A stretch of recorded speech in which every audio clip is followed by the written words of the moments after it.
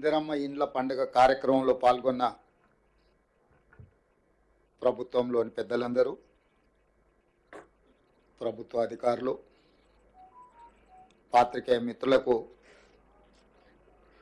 ప్రజాప్రభుత్వం ఏర్పడి సంవత్సరం పూర్తి చేసుకుంటున్న సందర్భంలో మీకు అందరికీ మనస్ఫూర్తిగా శుభాకాంక్షలు.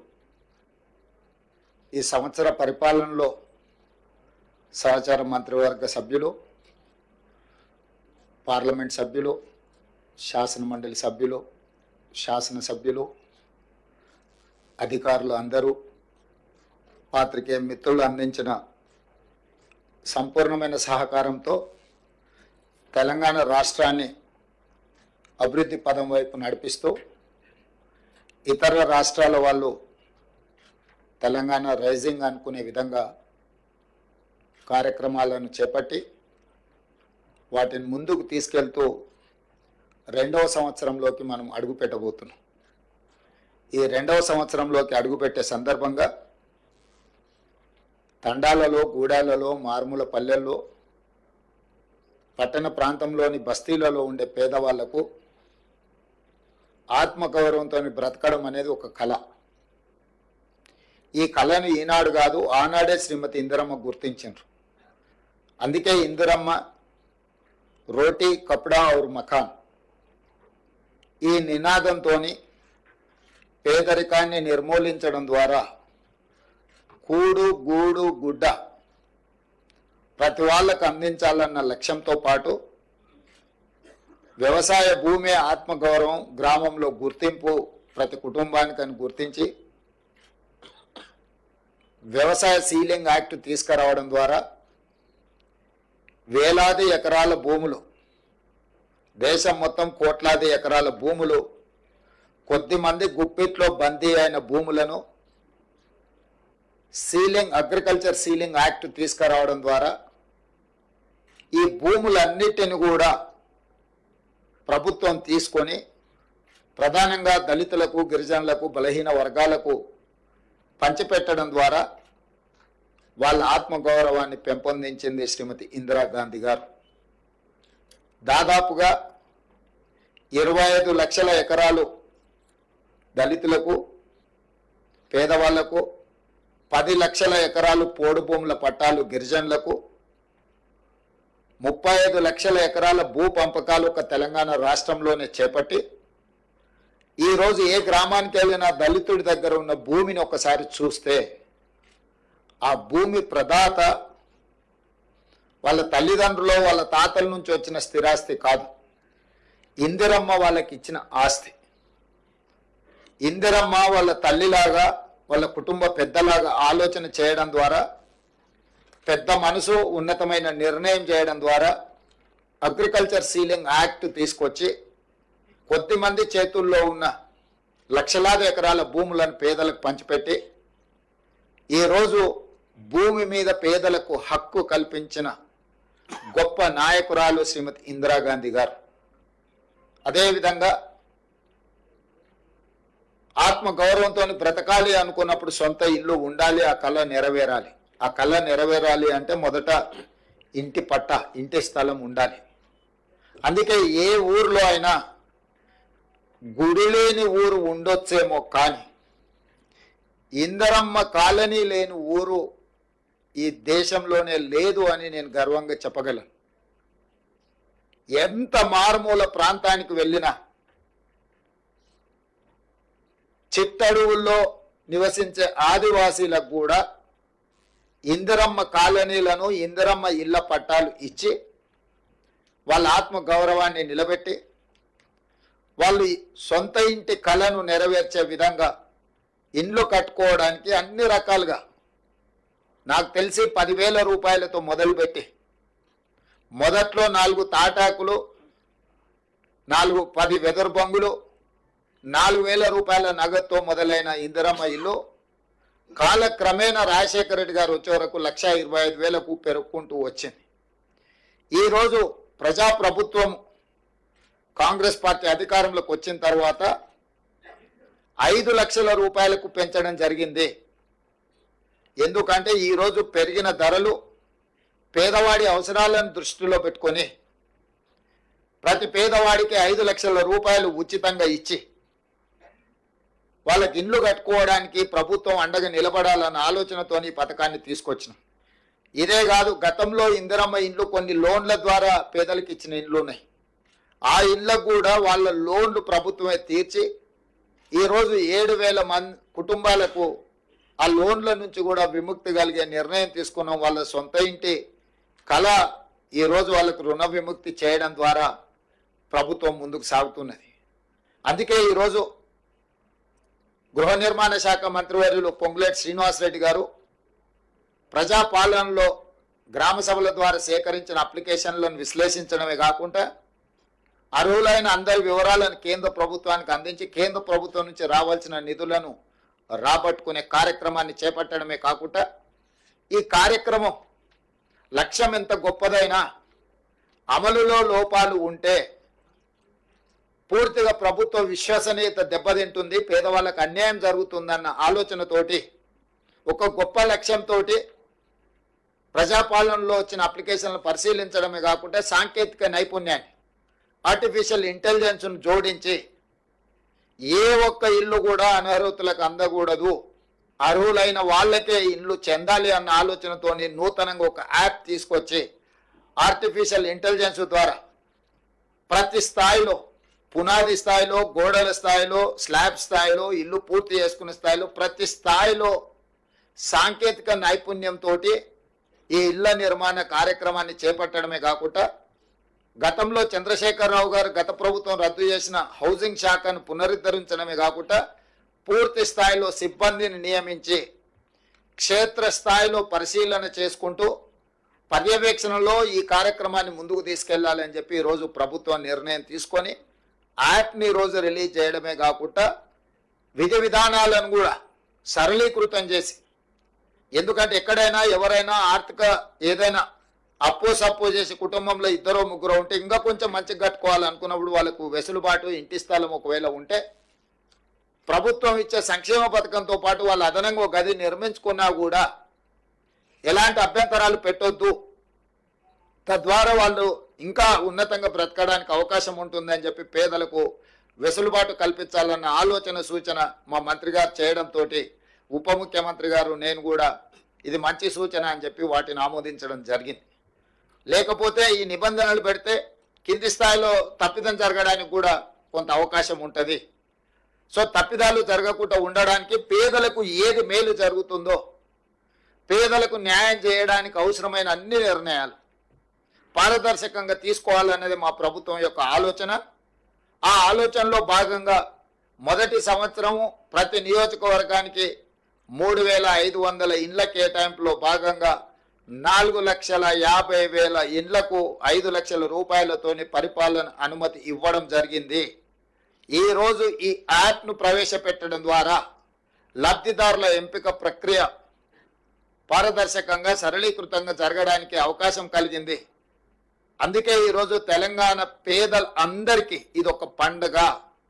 ఇందిరమ్మ రాజ్యంలో నిజంగా పేదలు ఇంటి ముందు వెలుగులతో పండుగ చేసుకునే సందర్భము.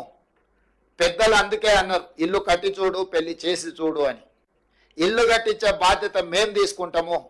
ఇంట్లో యుక్త వయస్కు పెళ్లికి వచ్చిన వాళ్ళ బాధ్యతలు పెళ్లి చేసి ఆ కుటుంబ సభ్యులు తీసుకోవచ్చు. ఎందుకంటే ఈ ఇల్లు కట్టుకొని ఆత్మగౌరవంతో వారి ఇంటి ముందే వాళ్ళ పండుగ కార్యక్రమాలను చేపట్టుకోవడానికి ఇది అవకాశం ఇస్తుంది. అదేవిధంగా ఈరోజు మీరు అనుకోవచ్చు, లబ్ధిదారులు చాలామంది ఉన్నారు, ఏ రకంగా ఎంపిక చేస్తారని. అత్యంత నిరుపేదలు మొదటి ప్రాధాన్యత. అత్యంత నిరుపేదల్లో దళితులు, గిరిజనులు, ఆదివాసీలు, వ్యవసాయ కూలీలు, పారిశుద్ధ్య కార్మికులు, దివ్యాంగులు, ట్రాన్స్జెండర్లు, నిరుపేదలే చాలా మంది ఉన్నప్పుడు ఇందులో ప్రాధాన్యత దళితులు, గిరిజనులు, ఆదివాసీలు, వ్యవసాయ కూలీలు, పారిశుద్ధ్య కార్మికులు, దివ్యాంగులు, ట్రాన్స్జెండర్, వీళ్ళకి మొదటి ప్రాధాన్యత ఇవ్వడం జరుగుతుంది వరుస క్రమంలో. ఎందుకంటే ఒక ప్రాధాన్యత అంటూ లేకపోతే రాజకీయ పైరవీలకు ఒత్తిడికి అవకాశం ఉంటుంది. ఈ ప్రాధాన్యత క్రమంలో వీళ్ళకి కేటాయించడం జరుగుతుంది. ఇదే కాకుండా ఐటీడీఏ ప్రాంతాలు, ఆదివాసీలు నివసించే ప్రాంతంలో ఆనాడు ఎప్పుడో ఇందిరమ్మ సమయంలో లేదా ఎన్టీఆర్ సమయంలో లేదా రాజశేఖర రెడ్డి గారి సమయంలో ఇచ్చిన కొద్దిపాటి ఇల్లే ఆదివాసీలకు వచ్చినాయి. నేను ఆదిలాబాద్ ప్రాంతంలో గూడాలకు నేను వెళ్ళొచ్చిన, ఆదివాసీ గూడాల్లో నేను స్వయంగా పరిశీలించిన. మా పట్టి విక్రమార్క గారు ఆదిలాబాద్ నుంచి ఖమ్మం వరకు పాదయాత్ర చేసినప్పుడు ఆదివాసీలు వచ్చి నిజమైన అర్హులము, లబ్ధి ఇందిరమ్మ రాజ్యంలో లబ్ధి పొందాల్సింది మేము, అడవులలో ఆది మానవులలాగా ఇంకా ఎంతకాలం బ్రతకాలి, మా పట్ల మీరు కనికరం చూపించాలి, ఇందిరమ్మ ఉంటే మాకు బాధ తప్పేది, కానీ ఇందిరమ్మ వారసులుగా ఈరోజు మీరు పరిపాలనలోకి వస్తామంటున్నారు, మీరు మీ బాధ్యత నెరవేర్చండి అని చెప్పి ఆదివాసీలు, ఆదివాసీ సంఘాలకు సంబంధించిన వాళ్ళు మాకు గుర్తు చేయడం జరిగింది. అందుకే ఈ వేదిక మీద నుంచి ఐటీడీఏ ప్రాంతాలకు ఈ కోటాలతో సంబంధం లేకుండా అక్కడ ఉండే జనాభా ప్రాతిపదికన అదనంగా కొన్ని వేల ఇండ్లు మంజూరు చేయాలని మేము ఈరోజు అనుకున్నాం. ఐటీడీఏ ప్రాంతాలను ప్రత్యేకంగా మేము పరిశీలిస్తాము, వాటిని ప్రత్యేకంగా తీసుకుంటాము. ఏంటంటే నిజమైన లబ్ధిదారులు తెలంగాణ మూల పురుషులు, ఈ ప్రాంతానికి ఈ ప్రాంత మట్టి మనుషులు వాళ్ళే. ప్రభుత్వ సంక్షేమ పథకం వాళ్ళకి చేరినప్పుడే మా లక్ష్యం నెరవేరినట్టు. అందుకే ఈరోజు సీతక్క గారు పదే పదే నా దృష్టికి ఈ ఆదివాసులకు సంబంధించి ప్రత్యేకంగా ఇండ్లు ఇవ్వాలి అని చెప్పి వారు విజ్ఞప్తి చేయడం జరిగింది. అందుకే ఈరోజు మా మంత్రివర్గ సహచరుల అనుమతితోని ఆదివాసీలకు ప్రత్యేక కోట, ప్రతి నియోజకవర్గానికి 3500 ఇండ్ల కోట కాకుండా అదనంగా ఆదివాసీ ప్రాంతాలు, ఐటీడీఏ ప్రాంతాలు ఏవైతే ఉన్నాయో ఆయా ప్రాంతాల జనాభాను దృష్టిలో పెట్టుకొని వాళ్ళ కోసం ఒక ప్రత్యేక ప్యాకేజ్ కేటాయించడం ద్వారా, ఫర్ ఎగ్జాంపుల్ అచ్చంపేటలో చెంచులు ఉన్నారు, నల్లమల్ల అడవుల్లో ఉండే చెంచులను ఏ రోజు వాళ్ళకు న్యాయం చేద్దామన్న ఆలోచన గత 10 సంవత్సరాలు చంద్రశేఖరరావు గారి ప్రభుత్వం చేయలే. వాళ్ళని మనుషులలాగా గుర్తించడానికి కూడా ఆ ప్రభుత్వం ముందుకు రాలే.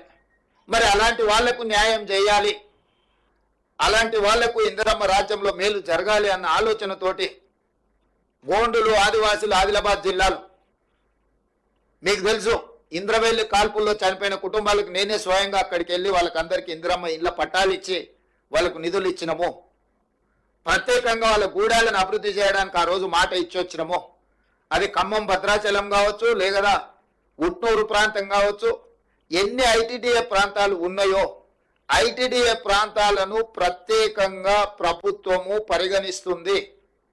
వాళ్ళకు మేలు చెయ్యడానికి ఆ పేదలకు ప్రత్యేకమైన ప్యాకేజ్ ఇవ్వడం ద్వారా మొట్టమొదట వాళ్ళ ఆత్మవిశ్వాసంతో బ్రతికే విధంగా ఈ ప్రభుత్వం మా కోసమే ఉన్నది, ఈ ప్రభుత్వం మా ప్రభుత్వం అని ఆదివాసీలు భావించే విధంగా వారికి ప్రత్యేకంగా నిధులను విడుదల చేస్తాం, లబ్ధిదారులను ఎంపిక చేస్తామని చెప్పి కూడా నేను ఈ సందర్భంగా స్పష్టంగా చెప్పదలుచుకున్నాను.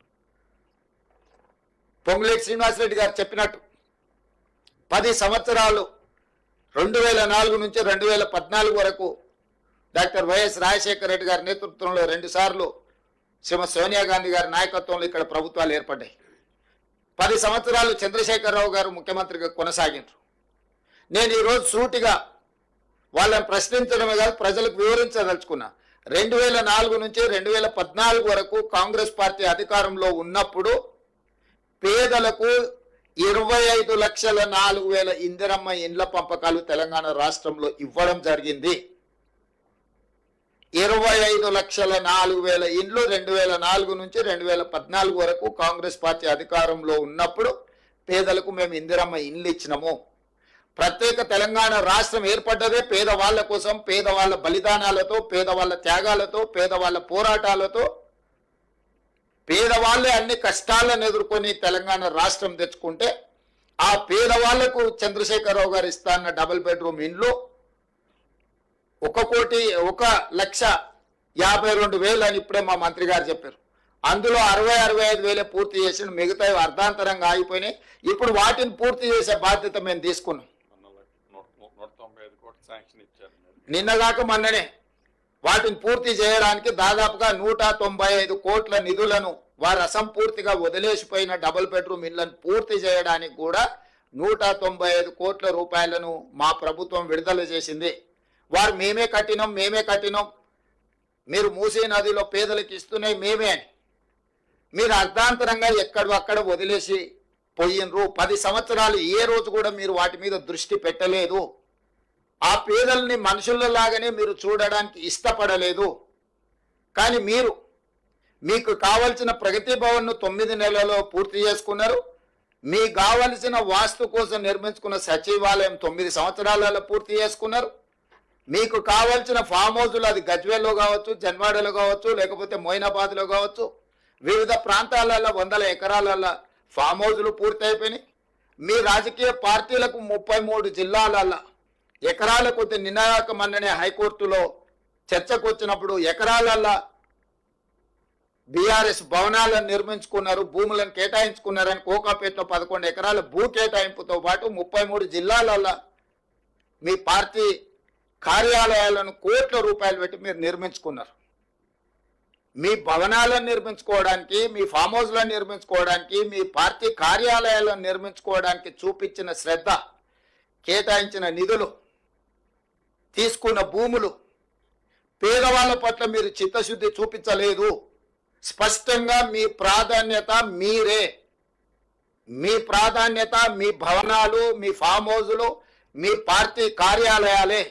మీరు పేదల కోసం ఇస్తా అని హామీ ఇచ్చిన డబుల్ బెడ్రూమ్ ఇండ్లు కాదు. ఎన్నికల సందర్భంగా చంద్రశేఖరరావు గారు పదే పదే చెప్పినారు, ఇందిరమ్మ ఇండ్లను డబ్బా ఇండ్లతో పోలుస్తూ డబ్బా ఇండ్లు వద్దు, డబుల్ బెడ్రూమ్ ఇండ్లు ముద్దు. అల్లుడు సాడ్ ఉంటాడు, కొడుకు కోడలు ఉంటే ఆడుంటారు. పండుగ పూట నాడు కోడి పిల్లను కుక్క పిల్లను ఉంటే ఆడగట్టేసుకుంటారు, మేక పిల్లు ఉంటే ఏడబెడతారు. ఇట్లాంటి అద్భుతమైన ఉపన్యాసాలు చెప్పిండు. కానీ 10 ఏళ్ళైనా మరి కొడుకు కోడలతో పాటు బిడ్డ అల్లుడు పండుగ పూట వస్తే యాడు ఉండాలనో ఇంతవరకు ఏది నిర్మించి చూపెట్టలేదు. మేక పిల్లకు కోడి పిల్లకు దారే చూపించలేదు. కానీ బెల్ట్ షాపులు మాత్రం బస్తీల ప్రతి కాలనీలో మాత్రం సంపూర్ణంగా ఏర్పాటు చేయించిండు. ఎక్కడ కూడా లేకపోతే ఎతికి మరి వాటిని తెరిపించిండు. అంటే ఈ విధానము 10 సంవత్సరాలు పరిపాలన చేసి రాష్ట్రాన్ని పూర్తిగా అధోగతి పాలు చేసి ఆనాడు 2014 జూన్ 2 నాడు 16,000 కోట్ల రూపాయల మిగులు బడ్జెట్తో చంద్రశేఖరరావు గారికి రాష్ట్రాన్ని కాంగ్రెస్ పార్టీ అప్పచెప్పింది. ఆనాడు తెలంగాణ బిల్లు ఆమోదించడంలో క్రియాశీలక పాత్ర పోషించిన ఆనాటి ఉమ్మడి శాసనసభ డిప్యూటీ స్పీకర్గా బట్టి విక్రమార్క గారు కుర్చీలో కూర్చొని బిల్లును ఆమోదింపజేసిన తెలంగాణ రాష్ట్ర చర్చ వచ్చినప్పుడు వారు డిప్యూటీ స్పీకర్గా నాకు అవకాశం ఇస్తే నేను చాలా విషయాలు సభలో ప్రస్తావించిన. ఈ రోజు కూడా అవి లైవ్లో ఉంటాయి, మీరు ఒకసారి చూడొచ్చు. సో ఆనాడు కేశవరావు గారు కానీ వీళ్ళందరూ ఒక సామాజిక బాధ్యతగా ఆలోచన చేసి ఖచ్చితంగా తెలంగాణ రాష్ట్రం రావాలి అని పార్టీ విధానాలు కొంత ఆలస్యం అయితే కూడా వాళ్ళు ఒత్తిడి తీసుకొచ్చి రాష్ట్రాన్ని సాధించిండ్రు. రాష్ట్రాన్ని సాధించడమే కాకుండా మిగులు రాష్ట్రంగా 16,000 కోట్ల రూపాయల మిగులు బడ్జెట్తో మీకు రాష్ట్రాన్ని అప్పచెప్పడం జరిగింది. 60 సంవత్సరాలు పరిపాలించిన కాంగ్రెస్ పార్టీ 16,000 కోట్ల రూపాయల మిగులు బడ్జెట్తో చంద్రశేఖరరావు గారికి తెలంగాణ రాష్ట్రాన్ని అప్పచెప్తే సరిగ్గా 10 సంవత్సరాలల్లా ఇదే చంద్రశేఖరరావు గారు 7 లక్షల కోట్ల రూపాయలు అప్పు చేసి తిరిగి మాకు రాష్ట్రాన్ని అప్పచెప్పిండు. 1000 ఎకరాల భూములను అమ్మేసిండు. ఈ అప్పులే కాదు, లక్షల ఎకరాల పేదవాళ్ళ భూములను వారు గుంజుకున్నారు.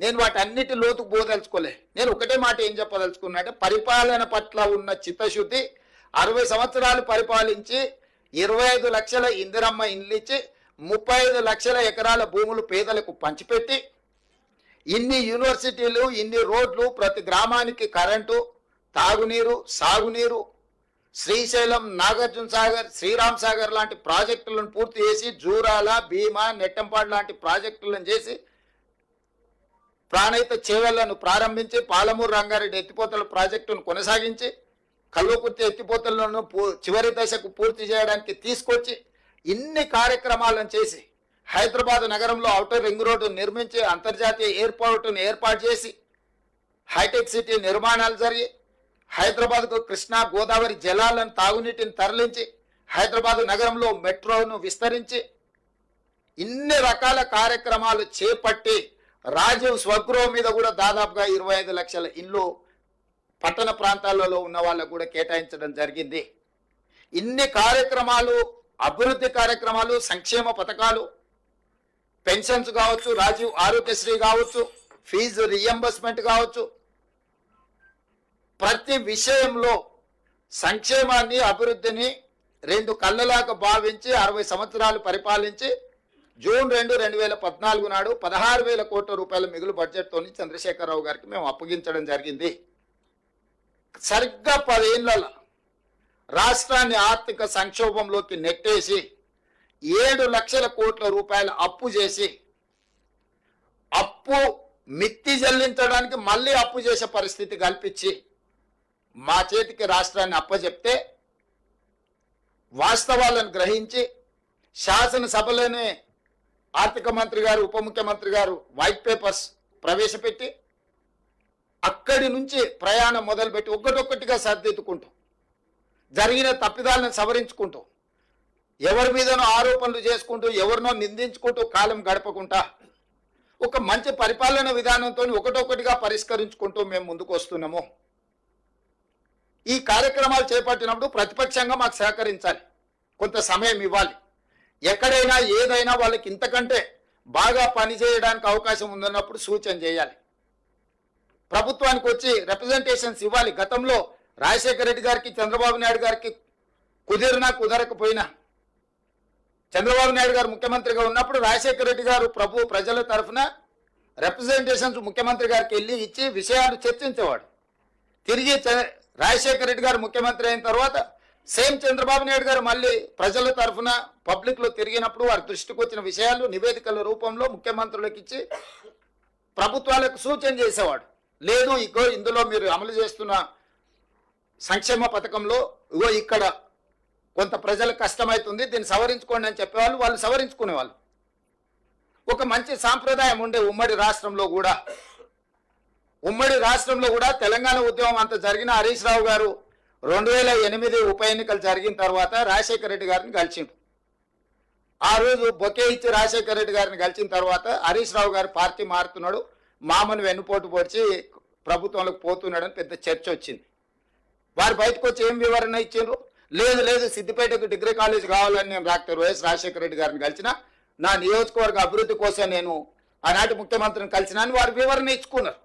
నేను వారి వివరణని తప్పుపట్టట్లేదు, ఆ వివరణ లోతుకు నేను వెళ్ళదలుచుకోలేదు.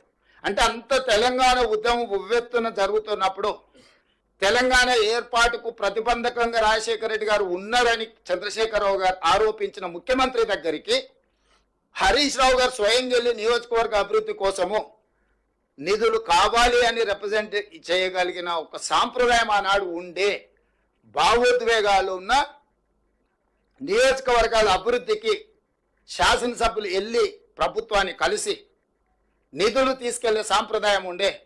నేను 2007 నుంచి 2009 కానీ 2009 నుంచి 2014 కానీ 7 సంవత్సరాలు నేను ప్రతిపక్షంలో ఉన్న. ఇవాళ కొడంగల్కి వెళ్ళి చూడండి, ఆనాడు నేను ప్రతిపక్షంలో ఉన్న. నారాయణపేట కొడంగల్ లిఫ్ట్ ఇరిగేషన్ నుంచి మొదలు పెడితే కొడంగల్కు 100,000 కోట్ల రూపాయలు ఆ ప్రభుత్వంలోనే నిధులు తీసుకెళ్లిన అభివృద్ధి కోసం. ఆ రోజు మేము అందరం మంత్రులను కలిసేది, సభలో మేము చర్చించేది, ప్రజల సమస్యలు మేము ప్రత్యక్షంగా వెళ్ళి వారికి విన్నవించి వారి నుంచి నిధులను రాబట్టుకునేది. ఒక సాంప్రదాయం పాటించినాం మేము. 10 సంవత్సరాలు మీరు అనుమతి ఇవ్వలే, 10 సంవత్సరాలు మాకెవరికి కలవలే, 10 సంవత్సరాలు సచివాలయానికి రాలేదు, 10 సంవత్సరాలు పూర్తిగా 60 సంవత్సరాలు కాంగ్రెస్ పార్టీ ప్రాక్టీసెస్ ద్వారా ఏర్పాటు చేసిన సాంప్రదాయాలను అన్నిటిని కూడా వారు దెబ్బతీసి, అసలు పాలకపక్షం ప్రతిపక్షం అంటేనే శత్రుపక్షాలు అన్నట్టుగా అసలు కలుసుకోవడానికి వీల్లేదు. ఎదురుపడితే ఇండియా పాకిస్తాన్ సరిహద్దులో ఇరువైపులా సైనికులు ఎదురుపడితే కాల్పులు జరిగిన సంఘటనలు, లేకపోతే ఈరోజు చైనా ఇండియా సరిహద్దులో వైరిపక్షాలు సైనికులు ఎదురుపడితే ఎదురు కాల్పులు జరిగినట్లాంటి వాతావరణం ఎందుకు చంద్రశేఖరరావు గారు సృష్టించిండ్రు? 10 సంవత్సరాలు మీరు ఏం చేసిండ్రని మేము అడుగుతలేము. ఎందుకంటే మీరు చేసిన అన్నిటిని ప్రజలు గమనించి మీకు ఇవ్వాల్సిన స్థానాన్ని ప్రజలు ఇచ్చారు. అసెంబ్లీలో అధికారం తీశారు, పార్లమెంట్లో గుండుసూని ఇచ్చారు. ఇప్పుడు ఏం జరుగుతుందో మీరు చూస్తున్నారు. ఇప్పటికైనా మీలో మానసిక పరివర్తన రావాలి కదా, మీ ఆలోచన విధానంలో మార్పు రావాలి కదా. ఒక ప్రధాన ప్రతిపక్ష రాజకీయ పార్టీగా మీ విధానం ఏంది, మీ ఆలోచన ఏంది? అంటే ఈ ప్రభుత్వమే నడవద్దా? ప్రజల సంక్షేమం చేపట్టొద్దా? ఈ రాష్ట్రం అభివృద్ధి పదం వైపు తీసుకెళ్లాల్సిన అవసరం లేదా? రైజింగ్ తెలంగాణ, తెలంగాణ రైజింగ్ అనే పదాన్ని మనం ముందుకు తీసుకెళ్లాల్సిన అవసరం లేదా? మీకు బాధ్యత లేదా? ప్రభుత్వం అంటే కేవలం 65 మంది కాంగ్రెస్ పార్టీ శాసనసభ్యులేనా? ప్రభుత్వం అంటే 119 మంది శాసనసభ్యులు కలిస్తేనే ప్రభుత్వము. ఒకరొకరికి ఒక్కొక్క బాధ్యత ఇచ్చిండ్రు. విధానపరమైన నిర్ణయాలు చేసే బాధ్యత మాకు ఇచ్చిండ్రు. దాన్ని విశ్లేషించడం ద్వారా సలహాలు సూచనలు ఇవ్వాల్సిన ప్రధాన ప్రతిపక్ష పాత్ర మీకు ఇచ్చిండ్రు. మీతో పాటు బీజేపీ, ఎంఐఎం, సిపిఐ ప్రతిపక్షాలను విషయాలను ప్రస్తావించడానికి సభలో అందరికీ ప్రాతినిధ్యం ఇచ్చిండ్రు తెలంగాణ ప్రజలు. మన పాత్రలను మనం అందరం పోషిస్తేనే శాసనసభలో స్పీకర్కి right hand side treasury benches అంటే పాలకపక్షం ఉంటుంది, లెఫ్ట్ హ్యాండ్ సైడ్ ప్రతిపక్షం ఉంటుంది. These two are equal, these two are two eyes for speaker. పాలకపక్షంలో ముఖ్యమంత్రి గారికి ఎంత ప్రాధాన్యత ఉంటుందో ప్రతిపక్ష నాయకుడు కూడా అంతే ప్రాధాన్యత ఉంటుంది. అందుకే రైట్ హ్యాండ్ సైడ్ పాలకపక్షం కూర్చుంటే లెఫ్ట్ హ్యాండ్ సైడ్ ప్రతిపక్షం కూర్చుంటారు. ఎప్పుడు అడిగినా మైక్ ఇచ్చే సాంప్రదాయం ఉన్నది పాలకపక్షానికి, ప్రతిపక్షానికి. ఆ ప్రతిపక్ష ప్రధాన నాయకుడిగా మీరు సభకే రారు. దీన్ని ఏ విధంగా చూడాలి, ఏ విధంగా అర్థం చేసుకోవాలి తెలంగాణ సమాజం? ఆ కుర్చీ ఖాళీగా ఉండడం తెలంగాణకు మంచిదా? ఇప్పుడు మీ అనుభవాన్ని, మీ చతురతను ఉపయోగించి పాలకపక్షాన్ని ఇరుకున పెట్టండి. చంద్రశేఖరరావు గారు మీరు వచ్చి ఇరుకున పెట్టడమే కాదు, సూచన చేయండి. మేమంతా యంగ్స్టర్స్. మీ రోజు ఉన్న మంత్రివర్గంలో తుమ్మల గారు, జూపల్లి గారు సీనియర్స్ ఉండొచ్చు, కానీ బట్టి గారైనా, నేనైనా, శ్రీనివాస్ రెడ్డి అయినా, పొన్నం గారైనా మిత్రుడు, మేము అప్కమింగ్ ప్రజాప్రతినిధులము. మాకు ఈరోజు ఒక గొప్ప అవకాశం వచ్చింది. మీకంటే సీనియర్లు ఒకరిద్దరే మంత్రివర్గంలో ఉన్నారు, తుమ్మల నాగేశ్వరరావు గారు లాంటి వాళ్ళు. మీరు నిజంగానే మీ కేంద్ర మంత్రిగా, రాష్ట్ర మంత్రిగా, కేంద్ర మంత్రిగా, ముఖ్యమంత్రిగా, ఉద్యమకారుడుగా మీకు ఎంతో అనుభవం ఉందని మీరు చెప్తున్నారు కదా. అనుభవాన్ని ప్రజల కోసం ఉపయోగించండి. ప్రతిపక్ష బాధ్యత మీరు నెరవేర్చండి. పాలక పక్షానికి సూచన చేయండి. పాలక పక్షాన్ని ప్రశ్నించండి. ఇది నిర్దిష్టంగా ఇది అంశము, ఈ అంశంలో మీరు చేసిన నిర్ణయం ఇది, ఈ నిర్ణయం సహేతుకంగా లేదు, దీన్ని సవరించడం ద్వారా పేదలకు మేలు జరుగుతుంది అని మీరు నిర్దిష్టమైన సూచన మీరు చేయండి చంద్రశేఖరరావు గారు. మాకేమి బేసజాలు లేవు. వయసులో, అనుభవంలో మీరు పెద్దోళ్ళు అనుకుంటున్నారు. ఆ పెద్దరికాన్ని మీరు నిలబెట్టుకోండి అని మేము అంటున్నాము. మీరు ఎలాంటి సూచనలు చేయకుండా ఏం చేసినా అడ్డుకుంటామనే విధానము ఇది తెలంగాణకు మంచిదా? మీరు ఒక్కసారి ఆలోచన చెయ్యండి. నేను చంద్రశేఖరరావు గారికి సూటిగా సూచన చేస్తున్నా. మీ పిల్లలు ఒకవేళ తెలియక అల్లర్చిల్లరుగా ఏదైనా వ్యవహారాలు చేస్తే పెద్ద మనిషిగా మీరు వాళ్ళకి చెప్పాలి కదా, కుటుంబ పెద్దగా, పార్టీ అధ్యక్షుడిగా. ఇది మంచి పద్ధతి కాదు, 10 ఏళ్ళు మనం నడిపినాం, ఇవన్నీ వ్యవహారాలు పెండింగ్ ఉన్నాయి, మనం చేయలేకపోయినాం, వాళ్ళు ఏదో ప్రయత్నం చేస్తున్నారు, కొంత సమయం ఇవ్వాలి. ఎందుకు ఇట్లా మీరు ఏది పడితే అది మాట్లాడుతున్నారు? మన పిల్లలు స్కూల్లో పక్కల పిల్లల్ని కొట్టేస్తానో, ఆ పక్క పిల్లలు పెన్సిలో రబ్బరు ఎత్తుకొస్తానో, తల్లిదండ్రులుగా మనం ఏం చెప్తాం? ఇట్లా తప్పు చేయదు. పక్కోడు హోంవర్క్ చేసుకుంటూ ఆ నోట్బుక్లో పేజీలు చించి చెత్తబుట్టలు వేసిరు అనుకో, వీడు హోంవర్క్ చేయడు. పక్కోడు నోట్బుక్లో నేను స్కూల్లో ఉన్నప్పుడు చూసేది, క్లాస్ టీచర్కి నా హోంవర్క్ గురించి అడిగితే పక్కోళ్ళు చేసి మనం చేయకపోతే మనం తిడతారని కొంతమంది పిల్లలు మన నోట్బుక్ ఒక ఆడబెట్టి పక్కకు పోవంగాని మనం చేసిన హోంవర్క్ పేజీలు చించేసి బయట వాడేసి వచ్చేటోళ్ళు. ఎందుకంటే వాడు చేయలేదు, నేను చేయలేదు, ఇద్దరం సమానమే. ఇక వేరే లాగా టీచర్ చూడదు కదా, చేసినోడు ఉంటే చేయనోడి సంగతి తెలుస్తుంది కదా. సేమ్ అట్లనే మీ పిల్లలు ఇద్దరిని మా మీదకి ఉసిగొల్పి ఎందుకు ఇట్లా చేస్తున్నారు చంద్రశేఖరరావు గారు? పెద్దరికం నీకు మంచిదా? తెలంగాణ సమాజంలో నువ్వే పెద్ద మనిషిని చెప్పుకుంటున్నావు కదా, మాకేం అభ్యంతరం లేదు. మీకంటే పెద్ద మనిషి కేశవరావు గారి పక్కలు ఉన్నారు. అయినా మేము ఎప్పుడు కూడా కేశవరావు గారు కూడా మిమ్మల్ని ఏమి తక్కువ చేసినట్టో లేకపోతే మీరు చేస్తున్న తప్పని ఎప్పుడు అనలేదు కదా. సో మీరు ఎందుకు పెద్దరికం నిలబెట్టుకోవడం లేదు? మీ పిల్లలకి ఎందుకు సూచన చేస్తలేరు? మీ పిల్లలు ఏంది తులువ పనులు ఇవన్నీ? ఇట్లా తులువ పనులు చేసేటప్పుడు నియంత్రించాల్సిన బాధ్యత మీకు లేదా? నేను గతంలో కూడా చెప్పినా, మళ్ళీ చెప్తున్నా. రామాయణంలో విశ్వామిత్రుడు తపస్సు చేసినప్పుడు మారీచుడు సుబాహుడు మారీచుడు సుబాహుడు అనే రాక్షసులు ఆ తపస్సును భగ్నం చేయాలని, అదేవిధంగా వాళ్ళు తయారు చేసిన అమృతాన్ని రాహు కేతు తాగేసేయాలని, అమృతం తాగితే ఎప్పటికీ బతుకుండొచ్చని, అట్లా పురాణాలలో రాక్షసులు ఉండేటోళ్ళు మారీచులు, సుబాహులు, రాహువు, కేతువు ఇట్లాంటి వాళ్ళని తయారు చేసి మా ప్రభుత్వానికి ఉసిగొల్పడము మీ పెద్దరికానికి మంచిదా? చంద్రశేఖరరావు గారు, మీరు ఆలోచన చెయ్యండి. మేము మిమ్మల్ని ఏం అనుమానించి మీ పట్ల మేము అభ్యంతరకరంగా వ్యవహరించింది ఏం లేదే. రాష్ట్ర అవతరణ దినోత్సవానికి మా అధికారికంగా మేము ప్రోటోకాల్ మిమ్మల్ని ఇన్వైట్ చేయడానికి వచ్చినాం. రేపు డిసెంబర్ 9 నాడు తెలంగాణ తల్లి విగ్రహావిష్కరణ ఉంది సచివాలయంలో. మా హైదరాబాద్ ఇన్ఛార్జ్ మినిస్టర్ పొన్నం ప్రభాకర్ గారు, ఇతర శాసనసభ్యులు స్వయంగా వెళ్ళి ప్రధాన ప్రతిపక్ష నాయకుని ఆ కార్యక్రమానికి ఆహ్వానిస్తారు. మీరు రాండి. ఇది మనందరం కలిసి చేసుకునే పండగ, మనందరం కలిసికట్టుగా ఉన్నామని కనిపించే పండుగ. తమిళనాడు ఒక్కసారి చూడండి, ఎన్ని రాజకీయాల్లో ఉన్నా స్టేట్ ఇష్యూ వస్తే తమిళనాడులో ఉండే 39 మంది ఎంపీలు ఒక్కటై ఢిల్లీ మీద కొట్లాడి ఆ రాష్ట్రానికి రావాల్సిన నిధులు, జల్లికట్టు వాళ్ళ సాంప్రదాయబద్ధమైన ఒక అంశం వచ్చినప్పుడు మూకుమ్మడిగా అందరు ఏకమై నించోని నిలబడి కొట్లాడి తమిళనాడు వాళ్ళు వాళ్ళకి కావాల్సినవి రాబట్టుకుంటున్నారు. ఆ స్ఫూర్తి తెలంగాణలో ఎందుకు కొరవడుతుంది? పార్లమెంట్ సమావేశాలు వచ్చినప్పుడు ప్రతిపక్ష నాయకుడిగా మీరు కూడా రాండి, మన ఎంపీలకు దిశ నిర్దేశించేద్దాం. 17 మంది లోక్సభ సభ్యులు, 7 మంది రాజ్యసభ సభ్యులు, 24 మంది సభ్యులకు మనం ఒక ఎజెండా ఇచ్చి కేంద్ర ప్రభుత్వంతో రాబట్టుకోవాల్సిన నిధుల కోసం ఒక మంచి సాంప్రదాయాన్ని నెలకొల్పుదాం. చంద్రశేఖరరావు గారు, మీకు మేము నచ్చినా నచ్చకపోయినా, మీరు ఇష్టపడకపోయినా, ఒకవేళ మీకు మనసులో బాధ దుఃఖం ఏదైనా ఉన్నా ప్రజలు ఒక తీర్పు ఇచ్చిండ్రు. ఈ ప్రజాస్వామ్యంలో ప్రజా తీర్పే గొప్పది. నిజాం మాత్రం ఇష్టపడి రాజ్యాన్ని భారత ప్రభుత్వానికి పండిత్ జవహర్లాల్ నెహ్రూ, వల్లభాయ్ పటేల్ కప్పచెప్పిండా? నిజాం ఏమి ఇష్టపడలేదు కదా. ప్రజా తిరుగుబాటు వచ్చినప్పుడు, ప్రజలు స్వేచ్ఛ కోరుకున్నప్పుడు తప్పని పరిస్థితుల్లో తలవొగ్గవలసిన పరిస్థితులు నిజాం ప్రభువుకే తప్పలేదు. ప్రపంచంలోనే ఆగర్భ శ్రీమంతుడు నిజాం, అత్యంత శక్తివంతుడు.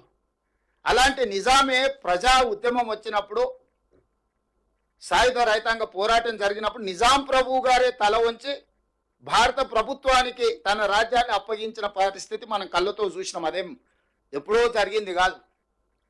అట్లాంటిది తెలంగాణ రాష్ట్రంలో కూడా ప్రజలు ఒక తీర్పు ఇచ్చిండ్రు. ఆ తీర్పును మీరు గౌరవించాలి కదా. 5 సంవత్సరాల కోసం ఎన్నుకున్న ప్రభుత్వము 6 నెలలు, మొదటి 6 నెలలు పార్లమెంట్ ఎన్నికల ఎలక్షన్ కోడే కదా. పెళ్ళైన అల్లుడికి ఆషాఢ మాసం అడ్డం వస్తే అత్తగారింటికి పోగలుగుతాడే? కొత్త అల్లుడు, మీరందరూ కొత్త అల్లుల్లో ఈ సమస్య ఎదుర్కొనే ఉంటారు కదా. కొత్తగా పెళ్ళైన అల్లుడు వాళ్ళు ఎంత కట్నకానుకలు ఇచ్చి పెళ్లి చేసినా ఆషాఢ మాసంలో అత్తగారింటికి పోలేని పరిస్థితి. అట్లనే మొదటి 6 నెలలు ఎలక్షన్ కోడ్ వల్ల నేను మా బట్టన్న సచివాలయానికి రానేలేదు. ఎన్నికల కోడ్తో పరిపాలన మేము దృష్టి పెట్టడానికి లేకుండా పోయింది, అధికారులను పిలిచి సమీక్షించడానికి వీళ్ళు లేకుండా పోయింది. ఈ 5 నెలలే కదా మేము పరిపాలనలో కుదురుకొని నిర్ణయాలు తీసుకొని పరిపాలన గాడిలో పెట్టి ముందుకు తీసుకెళ్తున్నాం కదా. ఈ మాత్రం కూడా చంద్రశేఖరరావు గారికి అవగాహన లేదా? హరీష్కు, కేటీఆర్కు లేకపోవచ్చు. ఎందుకంటే వాళ్ళకు చిన్నపిల్లల మనస్తత్వం, అవతల దగ్గర మంచి ఆటబొమ్మ ఉంటే మన దగ్గర లేదంటే దాన్ని ఇరగొట్టాలన్న ఆలోచన పిల్లలలో ఒక చిన్న తెలియని సాడిస్టిక్ ప్లెజర్ ఉంటుంది. మీరు పార్కులలో పోయి చూస్తే తెలుస్తుంది. లేకపోతే స్కూల్లో పిల్లల దగ్గర మన పక్కోడి దగ్గర మంచి ఆటబొమ్మ ఉంటే వీడు దాన్ని గుంజుకోనికి ట్రై చేస్తాడు, వాడు ఇవ్వకపోతే వీడు దాన్ని పలగొట్టి వెళ్ళిపోతాడు. ఎందుకంటే నా దగ్గర లేదు వాళ్ళ దగ్గర ఎందుకు ఉండాలని. హరీష్కు, కేటీఆర్ గారికి సాడిస్టిక్ ప్లెజర్ ఉండొచ్చు. మాకు లేని అధికారం వీళ్ళ దగ్గర ఎందుకు ఉండాలి, బట్టి గారి దగ్గర ఎందుకు ఉండాలి, రేవంత్ రెడ్డి దగ్గర ఎందుకు ఉండాలి, పొంగులేటి శ్రీనివాస్ రెడ్డి దగ్గర ఎందుకు ఉండాలి? ఉండొద్దు. దాన్ని ఎట్లో గట్ల ఇరగొడదామో పలగొడదామో అని వారికి ఆలోచన ఉండొచ్చు. ఎందుకంటే అట్లాంటి దుందుడుకు స్వభావం ఒక వయసులో ఉంటుంది. కానీ అన్ని అనుభవాలు ఉన్న చంద్రశేఖరరావు గారు వాళ్ళను పిలిచి కూర్చోబెట్టి తప్పు అని చెప్పాలి కదా. మీరు అందరు తల్లిదండ్రులు మీ పిల్లలు బడిపోయి తప్పు చేస్తే మీరు టీచర్ పిలిచి మీ పిల్లవాడు ఇట్లా చేస్తుండే అంటే మీరు మీ పిల్లలకి మీరు మంచి చెప్పుకుంటలేరా? నేను నా మనవాడికి చెప్తుంటా, స్కూల్లో పోయి ఏదన్నా ఇట్లా అట్లా చేస్తే అట్లా చేయదా తప్పు నాన్న, సమాజంలో మనం మంచిగా ఉండాలి, మనం ఇతరులకు కష్టం నష్టం కలిగించే చేద్దాం. నేను నా మనవడికి చెప్తున్నా, మీరు మీ పిల్లలకి చెప్పాలి కదా చంద్రశేఖరరావు గారు అని నేను అడుగుతున్నా. ఎటమటంగా వ్యవహరిస్తే ఇది వారికి క్షేమం కాదు, రాష్ట్రానికి కూడా మంచిది కాదు. ఎటమటంగా వ్యవహరించినప్పుడు చట్టం తన పని తాను చేసుకుంటూ పోతుంది. ఎవరు చట్టానికి అతీతులు గారు. డాక్టర్ బాబాసాహెబ్ అంబేద్కర్ పేదవాడి నుంచి ప్రధానమంత్రి వరకు ఒకే ఓటు హక్కు ఇచ్చి, ఒకే రకమైన చట్టాన్ని ఇచ్చి, ఒకే రకంగా అందరినీ దేశంలో ఉండే ప్రతి పౌరుడు సమానము అని వారు రాజ్యాంగం రాసిపోయినరు. దాన్నే మనం ఈ 75 సంవత్సరాల నుంచి అదే బైబుల్గా, అదే భగవద్గీతగా, అదే ఖురాన్గా అన్ని మతాలు దాన్నే ఒక ఆదర్శంగా తీసుకొని, రాజ్యాంగాన్ని ఆదర్శంగా తీసుకొని ముందుకు వెళ్తున్నాము. ఈ సచివాలయాన్ని కూడా మా ఒత్తిడితో డాక్టర్ బాబాసాహెబ్ అంబేద్కర్ గారి పేరు పెట్టాల్సిన పరిస్థితి చంద్రశేఖరరావు గారికి వచ్చింది. అక్కడ కూర్చొని నేను చెప్తున్నా, ఈ తెలంగాణ రాష్ట్రము 29 రాష్ట్రాలలో ఒక మంచి సాంప్రదాయాలు ఉన్న రాష్ట్రంగా తీర్చిదిద్దుదాము. మా ప్రభుత్వము మిమ్మల్ని గౌరవిస్తుంది, ప్రతిపక్ష నాయకుడిగా గుర్తిస్తుంది. మీరు మీ బాధ్యత నెరవేర్చండి. ఒకవేళ మీకు ఏదన్నా మమ్మల్ని కుర్చీలలో చూడడం మీరు నామోషిగా ఒకవేళ మీరు ఫీల్ అయితే కొంతకాలం మమ్మల్ని స్వేచ్ఛగా పనిచేయనియండి. ప్రతిరోజు మీరు చేసే తప్పులను, ఈ తప్పులను సరిదిద్దడం పక్కన పెడితే ఆ అప్పులను మోయడానికి నడువు వంగిపోతుంది. రాష్ట్రం మొత్తం ప్రజల ఉద్యోగస్తులకు 6,500 కోట్లు జీతభత్యాలు ఇస్తే ఆయన చేసిన అప్పులకు అసలుకు మిత్తిక 6,500 కోట్లు ప్రతి నెల కట్టాల్సి వస్తుంది. మేము చేసిందే 52,000 కోట్ల అప్పులని మేము విడుదల చేస్తే 1,00,000 కోట్ల అప్పులు చేసిందని బుకాయిస్తాడు. అంటే ఇట్లాంటివన్నీ కూడా ప్రతిపక్ష పార్టీగా మీకు మంచిది కాదు. మీరు 10 సంవత్సరాలు ప్రభుత్వంలో ఉన్నారు. మీరు ఈ 10 సంవత్సరాల పరిపాలనలో మీరు చేసిన తప్పులను సవరించుకుంటూ, మీరు చేసిన అప్పులను కట్టుకుంటూ పరిపాలన గాడిన పెట్టాలనుకుంటున్నాము. ఈరోజు ఇందిరమ్మ ఇండ్లు కేటాయించడం ద్వారా, అదేవిధంగా ప్రతి మండల కేంద్రంలో ఒక మోడల్ హౌస్ కట్టడానికి అనుమతి ఇస్తున్నాం. ఎందుకంటే ఏ విధంగా కట్టుకోవచ్చు, ఒక మోడల్ హౌస్ ప్రతి మండల కేంద్రంలో కడితే పేదలు వచ్చి ఆ మోడల్ హౌస్ను చూసుకున్నారనుకో, ఎందుకంటే వాళ్ళకి స్వేచ్ఛ ఇచ్చిన వాళ్ళు కట్టుకోవడానికి. అదే సందర్భంలో మండల కేంద్రంలో ఒక మోడల్ హౌస్ కడతాం, ఇందిరమ్మ మోడల్ హౌస్.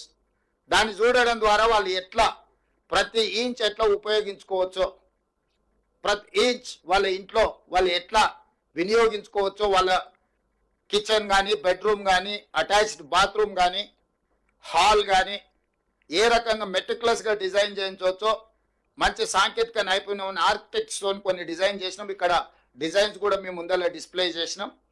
వాటిని చూసుకోవడం, ఇట్లనే కట్టాలనే నిబంధన లేదు, కానీ ఎట్లా కట్టుకుంటే బాగుంటుందో కూడా ఒక మోడల్ హౌస్ ప్రతి మండల కేంద్రంలో నిర్మించాలని నిర్ణయం తీసుకున్నాం.